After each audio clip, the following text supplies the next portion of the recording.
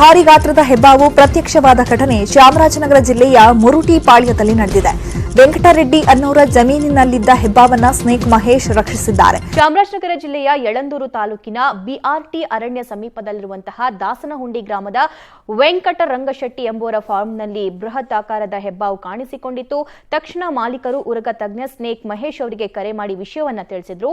ಸ್ಥಳಕ್ಕೆ ಆಗಮಿಸಿದ ಸ್ನೇಕ್ ಮಹೇಶ್ 12 ಅಡಿ ಉದ್ದದ 60 ರಿಂದ 70 ಕೆಜಿ ತೂಕವುಳ್ಳುವಂತಹ ಬೃಹತ್ ಆಕಾರದ ಹೆಬ್ಬಾವನ್ನ ಹಿಡಿದು ರಕ್ಷಣೆ ಮಾಡುವಲ್ಲಿ ಯಶಸ್ವಿಯಾಗಿದ್ದಾರೆ.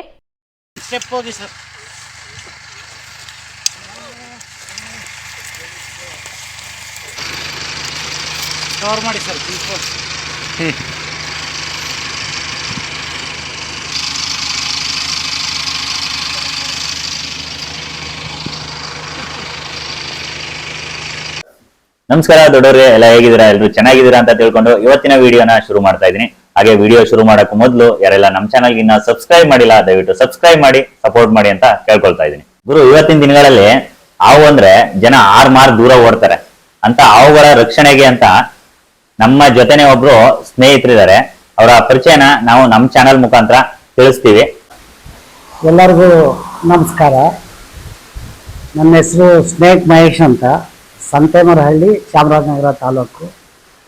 ಉರುಗ ಸಂರಕ್ಷಣೆಯಲ್ಲಿ ನಾನು ತೊಡಗಿಸ್ಕೊಂಡು ಒಂದು ಸರ್ವಿಸ್ ಆಕ್ಟಿವಿಟೀಸ್ ಮಾಡ್ತಾ ಇದ್ದೀನಿ. ನಾನೊಂದು 20 ವರ್ಷದಿಂದ ಈ ಉರುಗ ಸಂರಕ್ಷಣೆಯಲ್ಲಿ ತೊಡಗಿಸ್ಕೊಂಡು ಸಂರಕ್ಷಣೆ ಮಾಡ್ತಾ ಬಂದಿದ್ದೀನಿ. ಹಾವು ಕಚ್ಚಿದ ತಕ್ಷಣ ಸತ್ತೋಗ್ತೀವಿ ಅನ್ನೋ ಭಯ, ಮೂಢನಂಬಿಕೆ ಹಿಂದಿನ ಕಾಲದಿಂದ ಹಿಡಿದು ಈ ಆಧುನಿಕ ಕಾಲದವರೆಗೂ ಇದೆ. ಈ ರೀತಿ ಇರುವಾಗ ಮನೆಯಲ್ಲಿ ಯಾರೂ ಸಪೋರ್ಟ್ ಕೊಡಲ್ಲ. ತುಂಬಾನೇ ಕಷ್ಟ ಆಯಿತು ಸ್ಟಾರ್ಟಿಂಗ್ ಅಂತೂ. ಆದರೆ ಎಲ್ಲರನ್ನೂ ಕನ್ವಿನ್ಸ್ ಮಾಡಿ ತುಂಬ ವರ್ಷಗಳೇ ಆಯಿತು ಅವರು ಒಪ್ಕೋಬೇಕಾದ್ರೆ. ಈಗ ಅವ್ರಿಗೇನೆ ಖುಷಿ, ಇಷ್ಟೆಲ್ಲ ನೇಮ್ ಮಾಡಿದ್ದೀವಿ, ಇಷ್ಟೆಲ್ಲ ಸರ್ವಿಸ್ ಮಾಡ್ತಾರೆ, ಹೋದ್ರೆ ಗುರುತಿಸ್ತಾರೆ ನಮ್ಮ ಹಸ್ಬೆಂಡ್ನ. ನನಗೆ ಒಬ್ಬಳೇ ಮಗಳು, ಅವಳು ಕೂಡ ನಿಮ್ಮಪ್ಪ ಸ್ನೇಕ್ ಕ್ಯಾಚ್ ಎಲ್ಲ ಮಾಡ್ತಾ ಇರ್ತಾರೆ ಅಂತೆಲ್ಲ ಯೂಟ್ಯೂಬಲ್ಲೆಲ್ಲ ನೋಡ್ತೀವಿ. ತುಂಬ ಖುಷಿ ಆಗುತ್ತೆ. ನಿಜಕ್ಕೂ ನೀನು ಅವ್ರ ಮಗಳು ಅಂದರೆ ನಮಗೂ ಒಂಥರ ಖುಷಿ ಆಗುತ್ತೆ, ನೀನು ನಮ್ಮ ಫ್ರೆಂಡು ಅಂತ ಹೇಳಲಿಕ್ಕೆ ಅಂತ. ಆದ್ದರಿಂದ ಈಗ ಅವ್ರಿಗೂ ತುಂಬ ಖುಷಿ ಇದೆ. ಸ್ಟಾರ್ಟಿಂಗ್ ಸ್ವಲ್ಪ ಹೆದರ್ತಾ ಇದ್ರು ಅಷ್ಟೇ. ಆ್ಯಕ್ಚುಲಿ ಸ್ಪೋರ್ಟ್ಸಲ್ಲಿ ತುಂಬ ಇಂಟ್ರೆಸ್ಟ್ ಇತ್ತು. ಆ ಸ್ಪೋರ್ಟ್ಸಲ್ಲಿ ಏನಾರು ಅಚೀವ್ ಮಾಡಬೇಕು ಅಂತ ಅಂದ್ಕೊಂಡಿದ್ದೆ. ನಮ್ಮ ಫಾದರ್ ಅಗ್ರಿಕಲ್ಚರು ಜೊತೆಗೆ ಅವರು AEO ಆಗಿದ್ರು. ಈಗ BO ಇದೆಯಲ್ಲ, ಅಸಿಸ್ಟೆಂಟ್ ಎಜುಕೇಷನಲ್ ಆಫೀಸರ್ ಅಂತ. ಸಡನ್ ಆಗಿ ಅವರು ಸರ್ವಿಸಲ್ಲಿದ್ದ ಎಕ್ಸ್ಪೈರ್ ಆದರು. ಅಗ್ರಿಕಲ್ಚರ್ ಎಲ್ಲ ತುಂಬ ಇಂಪ್ರೂವ್ ಮಾಡಿದ್ರು. ನಾವು 3 ಜನ ಮಕ್ಕಳಿದ್ದ ಅವಾಗ. ದೊಡ್ಡವರು ಡಾಕ್ಟ್ರು ಫೈನಲ್ MBBS ಓದ್ತಾ ಇದ್ರು, ನನ್ನ ತಮ್ಮ ತುಂಬ ಚಿಕ್ಕವನು. ಆದ್ರಿಂದ ಮನೆ ನೋಡ್ಕೊಳ್ಳೋರು ಯಾರೂ ಇಲ್ಲದೆ ನಾನು ಎಜುಕೇಷನ್ನ PUCಗೆ ಡಿಸ್ಕಂಟಿನ್ಯೂ ಮಾಡಿ ಊರಿಗೆ ಬರಬೇಕಾಯ್ತು. ಆದ್ರಿಂದ ನಂದು ಎಜುಕೇಷನ್ ಸ್ಟಾಪ್ ಆಯಿತು. ನಂದು ಸ್ಪೋರ್ಟ್ಸಲ್ಲಿ ಏನು ಅಚೀವ್ ಮಾಡಬೇಕು ಅಂದ್ಕೊಂಡಿದ್ದೆ ಅದನ್ನ ಮಾಡ್ಲಿಕ್ಕೆ ಆಗಲಿಲ್ಲ. ಆದ್ರಿಂದ ನಾನು ಏನಾದ್ರು ಮಾಡಲೇಬೇಕು ಅನ್ನೋ ಒಂದು ಛಲ ಇದ್ರಿಂದ, ನಾವು ಹಳ್ಳಿಯಲ್ಲಿ ಇದ್ರಿಂದ ನಮ್ಮ ಮನೆಗೆ ಹಾವುಗಳು ಬರ್ತಾ ಇತ್ತು. ಆವಾಗ ಯಾರೋ ಸಂರಕ್ಷಕರು ಇರ್ತಾ ಇರಲಿಲ್ಲ, ನಮ್ಮ ತಾಯಿ ಅದನ್ನು ಹೊಡಿಲಿಕ್ಕೆ ಬಿಡ್ತಾ ಇರಲಿಲ್ಲ. ಆಗ ನಾನೇ ಅದನ್ನು ಕಷ್ಟಪಟ್ಟು ಒಂದು ಮೂಲೆಗೆ ಸೇರಿಸಿ ಒಂದು 2 hours ಆಗ್ತಾ ಇತ್ತು. ಏನು ಐಡಿಯಾನೇ ಇಲ್ಲ ಅದನ್ನ ಹೆಂಗೆ ರೆಸ್ಕ್ಯೂ ಮಾಡಬೇಕು ಅಂತ. ಏನೇನೋ ಸರ್ಕಸ್ ಮಾಡಿ 2 ಗಂಟೆ ಟೈಮ್ ಅದನ್ನ ಸಂರಕ್ಷಣೆ ಮಾಡಿ ತಗೊಂಡೋಗಿ ಬಿಡ್ತಾ, ನಾನು ಇದನ್ನೇ ಯಾಕೆ ಇದನ್ನ ಕಲಿತು ನಾನು ಯಾಕೆ ಸಂರಕ್ಷಣೆ ಮಾಡಬಾರ್ದು ಅಂತ ಕೊನೆಗೆ ನಾನು ಇದನ್ನ ಕಲಿತು ಈ ಫೀಲ್ಡಿಗೆ ಬಂದಿದ್ದು. ನಾನು ಈ ಫೀಲ್ಡಿಗೆ ಬರ್ಲಿಕ್ಕೆ ಮುಂಚೆನೆ ಸ್ಪೋರ್ಟ್ಸ್ ಅಂತ ಹೇಳಿದ್ನಲ್ಲ ನಿಮಗೆ, ಆ ಗೂಡ್ಸ್ ಆಟೋದಲ್ಲಿ ಶೀರ್ಷಾಸನ ಮಾಡ್ತಾ ಇದ್ದೆ. ಅಟ್ಲೀಸ್ಟ್ ಅದರಲ್ಲಾರು ಒಂದು ಲಿಂಕ್ ದಾಖಲೆ ಮಾಡೋಣ ಅಂದ್ಬಿಟ್ಟು.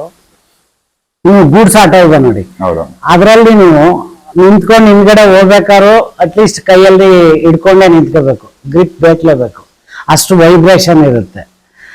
ಅದರಲ್ಲಿ ನಾನು 3 kilometers ಶೀರ್ಷಾಸನ ಮಾಡ್ತಾ ಇದ್ದೆ, ಅದರಲ್ಲಿ ಲಿಂಕ್ ದಾಖಲೆ ಮಾಡೋಣ ಅಂತ. ಅದಕ್ಕೆ ತುಂಬಾ ಪ್ರಯತ್ನ ಹಾಕಿ ಎಫರ್ಟ್ ಹಾಕಿ ಅಷ್ಟೆಲ್ಲ ಮಾಡ್ಬೇಕಾದ್ರೆ ಇದು ಸ್ವಲ್ಪ ನನಗೆ ಯಾವುದು ಮಾಡ್ತಾ ಇದ್ನಲ್ಲ, ಸ್ವಲ್ಪ ಹಂಗೇನೆ ಈಸಿ ಅಂತ ತುಂಬಾನೇ ಇದಾಯ್ತು. ಆಮೇಲೆ ಎಲ್ಲರೂ ಕರೆಯಕ್ಕೆ ಸ್ಟಾರ್ಟ್ ಮಾಡಿದ್ರು. ಅವಾಗ ಅದನ್ನು ಬಿಟ್ಬಿಟ್ಟು ಈ ಫೀಲ್ಡಲ್ಲಿ ಇದು ಮಾಡಿದೆ. ಇಲ್ಲ ಅಂತಂದ್ರೆ ನಾನು ಬರ್ತಾನೆ ಇರಲಿಲ್ಲ. ಅದರಲ್ಲೇ ಒಂದು ಲಿಮ್ಕಾ ದಾಖಲೆ ಮಾಡಿ ಈ ಫೀಲ್ಡ್ ಬರ್ಲಿಕ್ಕೆ ಆಗ್ತಾನೆ ಇರಲಿಲ್ಲ. ಈ ಫೀಲ್ಡ್ ಬಂದ್ಮೇಲೆ ಮಹೇಶ್ ಆಗಿದ್ದವರು ಸ್ನೇಕ್ ಮಹೇಶ್ ಆಗಿ. ಹೌದು, ಎಲ್ಲ ಸ್ನೇಕ್ ಮಹೇಶ್ ಅಂತಾನೆ ರೆಕಗ್ನೈಸ್ ಮಾಡ್ತಾರೆ. ನಾನು ಅಗ್ರಿಕಲ್ಚರ್ ಜೊತೆಗೆ ಹಾರ್ಡ್ವೇರ್ ಇದೆ. ನಮ್ಮ ತಂದೆಯವರು ನಮ್ಮಷ್ಟೇ ಬಹಳ ನೇಮ್ ಮಾಡಿದವರು. ಅವರು ಟೀಚರು ಕೂಡ ಆಗಿದ್ದು, ಟೀಚರ್ ಆದ್ಮೇಲೆ ಅವ್ರು AU ಆಗಿದ್ದು. ನಾನು ಶಾಪ್ ಇಟ್ಟಾಗ ನಮ್ದೇ ಮೊದಲನೇ ಅಂಗಡಿ ಸಂತೆಮರಳಿಗೆ ಹಾರ್ಡ್ವೇರು. ಎಲ್ಲರೂ ಸ್ವಾಮಿ ಮಾಸ್ಟರ್ ಅಂಗಡಿ ಅಂತಾನೆ ಅದನ್ನ ಹೇಳ್ತಾ ಇದ್ದದ್ದು. ನಾನು ಈ ಫೀಲ್ಡ್ಗೆ ಬಂದು ಒಂದು 15 ವರ್ಷ ಸರ್ವಿಸ್ ಮಾಡಿದ್ಮೇಲೆ ಈಗ ನಮ್ಮನ್ನ ಗುರುಸಿ ಸ್ನೇಕ್ ಮಹೇಶ್ ಅವ್ರ ಅಂಗಡಿ ಅಂತ ಹೇಳ್ತಾ ಇದ್ದಾರೆ. ನೋಡಿ, ನಾವು ಏನ್ ಹೇಳ್ತೀವಿ ಅಂತಂದ್ರೆ, ಯಾವುದೇ ಹಾವು ಕಚ್ಚಿದ್ರು ಕೂಡ ನೀವು ಗಾಬರಿ ಆಗ್ಬಾರ್ದು ಅಂತ ಹೇಳ್ತೀವಿ. ಏನಕ್ಕೆ ಅಂತ ಹೇಳಿದ್ರೆ, ಅವು ಮಾಂಸಾಹಾರಿ ಪ್ರಾಣಿ. ಅದೇನಾಗುತ್ತೆ ನಿಮಗೆ, ಅದು ಒಂದು ಸರಿ ಬೇಟೆ ಆಡ್ತು ಅಂತಂದ್ರೆ, ಆ ಇಲಿ ಇರ್ಬೋದು, ಗೋಸಂಬಿ ಇರ್ಬೋದು, ಅಳಿಲಿರ್ಬೋದು, ಯಾವುದೋ ಒಂದು ಪ್ರಾಣಿನ ಅದು ಬೇಟೆ ಆಡುತ್ತೆ. ಹಿಂದೆ ನಮ್ಮ ಹಳ್ಳಿಗಳಲ್ಲಿ ಏನು ಹೇಳ್ತಾ ಇದ್ರು ಅಂದ್ರೆ, ನಿಮಗೆ ಹಾವು ನಿಮ್ಗೆ ಒಂದ್ಸರಿ ಬೈಟ್ ಮಾಡಿ ಹಿಂಗೆ ಟ್ವಿಸ್ಟ್ ಮಾಡಿದ್ರೆ ಮಾತ್ರ ವಿಷ ಹೋಗ್ತಕ್ಕಂಥದ್ದು ಅಂತ ನಮ್ಮ ಹಳ್ಳಿಗಳಲ್ಲಿ ಈಗಲೂ ಅದು ಪ್ರಚಲಿತ ಇದೆ. ಅದು ಸುಳ್ಳು. ಈ ಪಾಯ್ಸನ್ ಏನಾಗುತ್ತೆ, ವೆನಮ್ ಏನಿದೆ, ವಿಷ ಏನಿದೆ, ಹಾವಿನಲ್ಲಿ 2 ಹಲ್ಗಳು ಬರ್ತವೆ, ವಿಷದ ಹಲ್ಗಳು ಮೇಲ್ಗಡೆ. ಅದರಲ್ಲಿ ಸ್ಟೋರ್ ಆಗಿರುತ್ತೆ, ರೆಡಿ ಇರುತ್ತೆ. ವೆನಮ್ಮು ಯಾವಾಗಲೂ ರೆಡಿ ಇರುತ್ತೆ.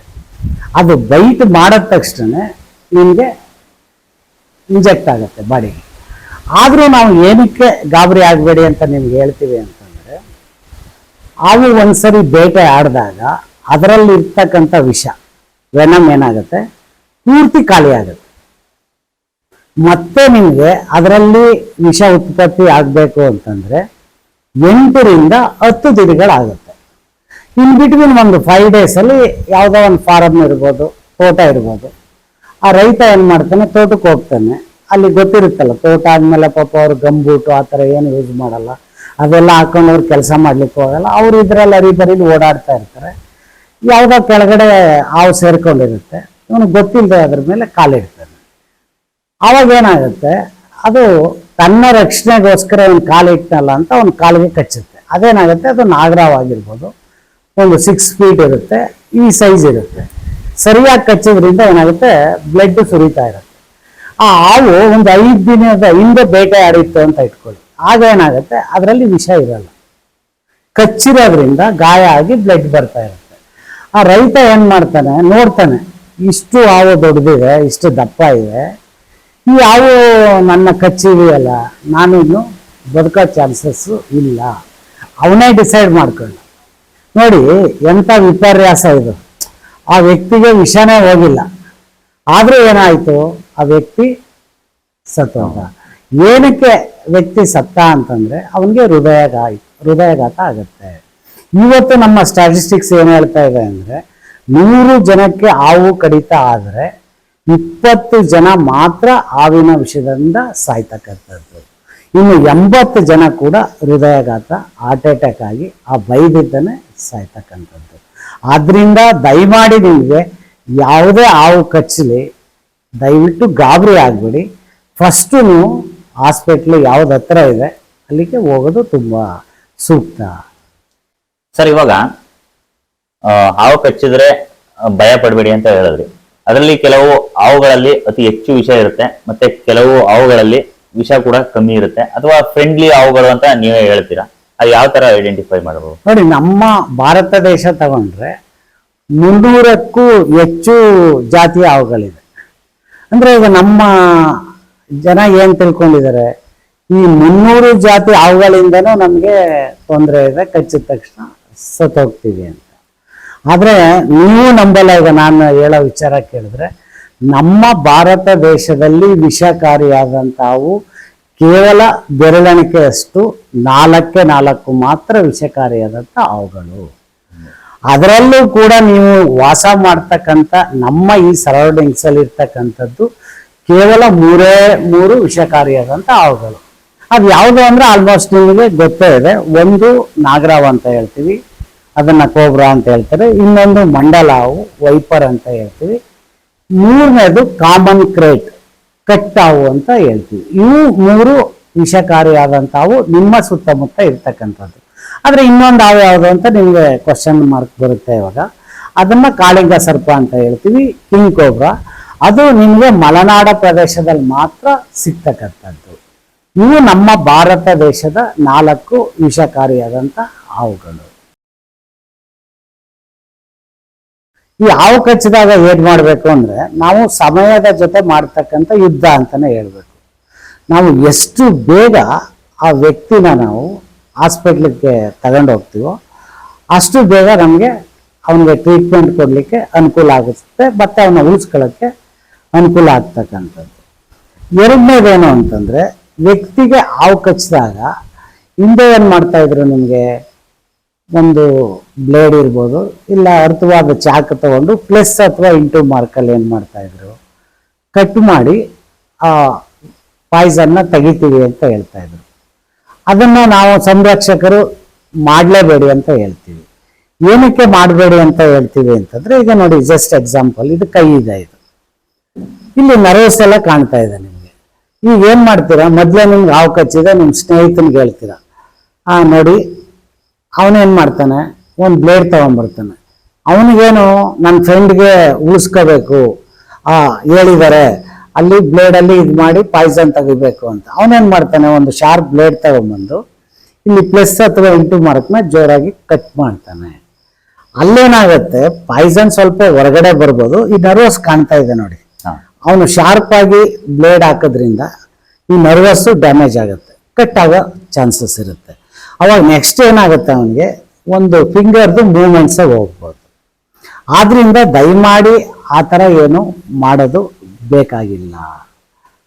ಅವನು ಫಸ್ಟ್ ಏಡ್ ಅಂತ ಏನು ಮಾಡಬೇಕು, ಆ ವ್ಯಕ್ತಿಗೆ ಮೂವ್ಮೆಂಟ್ ಕೊಡಬಾರ್ದು. ಈಗ ಕೈಗೆ ಕಚ್ಚಿದೆ ಅಂತ ಇಟ್ಕೊಳ್ಳಿ, ಏನು ಮಾಡೋದು ಬೇಕಿಲ್ಲ, ಜಸ್ಟ್ ಒಂದು ದಾರ ತಗೊಂಡು ಟ್ಯಾಗ್ ಮಾಡಿ ಕತ್ತಿಗೆ ಹಾಕಿ ಮೂವ್ಮೆಂಟ್ಸ್ನ ಕಡಿಮೆ ಮಾಡಿ.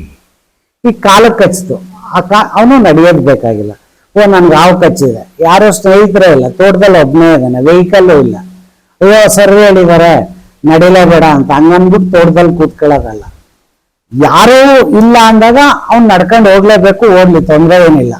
ಎಲ್ಲ ಸ್ನೇಹಿತರು ಎಲ್ಲ ಇದ್ದಾಗ, ಸ್ನೇಕ್ ಬೈಟ್ ಆದಾಗ ಆ ಕೈ ಅಥವಾ ಕಾಲಿಗೆ ಮೂವ್ಮೆಂಟ್ಸ್ನ ಫುಲ್ ಕಡಿಮೆ ಮಾಡಬೇಕು. ಏನಕ್ಕೆ ಅಂತಂದ್ರೆ, ಬ್ಲಡ್ ಸರ್ಕ್ಯುಲೇಷನ್ನ ನೀವು ಸ್ಲೋ ಮಾಡಬೇಕು. ನೀವು ಅದನ್ನ ನಡೆಯಕ್ಕೆ ಹೋದಾಗ, ಇಲ್ಲ ಕೈಯಲ್ಲಿ ಆಕ್ಟಿವಿಟೀಸ್ ಮಾಡಿದಾಗ ಏನಾಗುತ್ತೆ, ಬ್ಲಡ್ ಸರ್ಕ್ಯುಲೇಷನ್ ರಕ್ತ ಚಲನೆ ಫಾಸ್ಟ್ ಆಗುತ್ತೆ. ಆಗೇನಾಗುತ್ತೆ, ವಿಷ ನಿಮಗೆ ಎಲ್ಲ ಕಡೆನೂ ಬೇಗ ಸ್ಪ್ರೆಡ್ ಆಗುತ್ತೆ. ಆ ವ್ಯಕ್ತಿಗೆ ಏನ್ ಮಾಡಬೇಕು, ನಾವು ಕೂರಿಸಿ ಆ ಕಾರೆಲ್ಲ ಎಲ್ಲ ಹಂಗೆ ತಗೊಂಡೋಗಿ ಹಾಸ್ಪಿಟ್ಲಿಗೆ ಹೋದ್ರೆ ಅವರು ಟ್ರೀಟ್ಮೆಂಟ್ನ ಕೊಡ್ಲಿಕ್ಕೆ ಅನುಕೂಲ ಆಗುತ್ತೆ. ಜೊತೆಗೆ ನಿಮಗೆ ಯಾವ್ಯಾವ ಕಚ್ಚಿವೆ ಅನ್ನೋದನ್ನ ರೆಕಗ್ನೈಸ್ ಮಾಡ್ಕೊಂಡ್ರೆ ತುಂಬಾನೇ ಒಳ್ಳೇದು. ಒಂದು ಫೋಟೋ ತಗೋಬಹುದು. ನಾನು ಹೇಳಿದ್ನಲ್ಲ, ನಮ್ಮಲ್ಲಿ ಬರೋದು 3 ಹಾವು ಆದ್ರಿಂದ ನೀವು ಇಂಥದ್ದೇ ಹಾವು ಅಂತ ಹೇಳಿದ್ರೆ ಅವರು ಅದಕ್ಕೆ ಆದಂತ ಒಂದು ವೆನಮ್ ಇರುತ್ತೆ, ಅವ್ರಿಗೆ ಬೇಗ ಚಿಕಿತ್ಸೆ ಕೊಡ್ಲಿಕ್ಕೆ ಅನುಕೂಲ ಆಗುತ್ತೆ. ಹಂಗೂ ಕೆಲವು ಸರಿ ಕಚ್ಬಿಟ್ಟು ಹೊಟ್ಟೋಗುತ್ತೆ, ಅವಾಗ ಏನೂ ಮಾಡೋಕ್ಕಾಗಲ್ಲ. ನೀವು ಹಾವು ಹುಡ್ಕೊಂಡು ಹೇಳಿದ್ರು ಫೋಟೋ ತಗೊಂಡು ಟೈಮ್ ವೇಸ್ಟ್ ಮಾಡೋ ಅವಶ್ಯಕತೆ ಇಲ್ಲ. ಬಟ್ ನೀವು ರೆಕಗ್ನೈಸ್ ಮಾಡಿ ಹೇಳಿದ್ರೆ ಅನುಕೂಲ ಆಗುತ್ತೆ. ಇಲ್ಲ ಅಂದ್ರೆ ನೀವು ಆ ವ್ಯಕ್ತಿನ ಆದಷ್ಟು ಬೇಗ ಹಾಸ್ಪಿಟ್ಲಿಗೆ ಸಾಗಿಸಿದ್ರೆ ತುಂಬಾನೇ ಅನುಕೂಲ ಆಗುತ್ತೆ. ಮೂವ್ಮೆಂಟ್ಸ್ ಮಾತ್ರ ಕೊಡಬಾರ್ದು. ಇವತ್ತು ವ್ಯವಸಾಯ ಅನ್ನೋದು ಯಾವ ಮಟ್ಟಕ್ಕಾಗಿದೆ ಅಂದ್ರೆ ತುಂಬಾನೇ ಕಷ್ಟ ಆಗ್ತಾ ಇದೆ. ಲೇಬರ್ ಸಿಗಲ್ಲ ನಿಮಗೆ, ಎಲೆಕ್ಟ್ರಿಸಿಟಿ ಪ್ರಾಬ್ಲಮ್ ಇದೆ, ನೀರಿದು ತುಂಬಾನೇ ತೊಂದರೆ ಇದೆ. ಇಷ್ಟೆಲ್ಲ ಕಷ್ಟಗಳ ನಡುವೆ ರೈತ ಕಷ್ಟಪಟ್ಟು ಒಂದು ಬೆಳೆಯನ್ನ ಬೆಳೀತಾ ಇದ್ದಾನೆ. ಈವನ್ ಟುಡೇ ಕೂಡ ಏನಾಗ್ತಾ ಇದೆ, ನೀವು ಏನು ಬೆಳೆನ ಬೆಳೀತಾ ಇದ್ದೀರಾ ಅದರಲ್ಲಿ 20 ಭಾಗ 20% ಇವತ್ತು ಕೂಡ ಇಲಿಗಳು ಅದನ್ನ ನಾಶ ಮಾಡ್ತಾರೆ. ಆ ಹಾವುಗಳದೇನು, ಇಲಿನೇ ಅದರದ್ದು ಮುಖ್ಯವಾದ ಆಹಾರ. ಇಲಿ ಅಂದ್ರೆ ತುಂಬಾನೇ ಇಷ್ಟ. ಆ ಹಾವುಗಳು ಏನ್ ಮಾಡ್ತವೆ, ಆ ಇಲಿಗಳನ್ನ ನಿಮ್ದು ಮನೆ ಆಗಿರ್ಬೋದು, ತೋಟ ಆಗಿರ್ಬೋದು, ಹುಡುಕೊಂಡು ಆ ಇಲಿಗಳನ್ನ ಬೇಟೆಯಾಡಿ ತಿಂತಕ್ಕಂಥದ್ದು ಒಂದು. ಎರಡನೇದು, ನಿಮ್ಗೆ ಮನೆಗಳಲ್ಲಿ ನೋಡಿರ್ತೀರ, ನಿಮ್ಮ ವಾರ್ಡ್ರೋಬಲ್ ಇರ್ಬೋದು, ಒಳ್ಳೊಳ್ಳೆ ಡಾಕ್ಯುಮೆಂಟ್ಸ್ ಇಟ್ಟಿರ್ತೀರ, ಇಲ್ಲ ನಿಮ್ಮ ಮನೆ ಮುಂದೆ ಒಳ್ಳೆ ಕಾರ್ ತಂದು ನಿಲ್ಸಿರ್ತೀರ, ಆ ಬಂದು ವೈರೆಲ್ಲ ಕಟ್ ಮಾಡ್ತವೆ, ತಗೊಂಡೋಗಿ ನೀವು ಶೋರೂಮಿಗೆ ಬಿಟ್ರೆ 10,000 20,000 ಬಿಲ್ ಆಗುತ್ತೆ.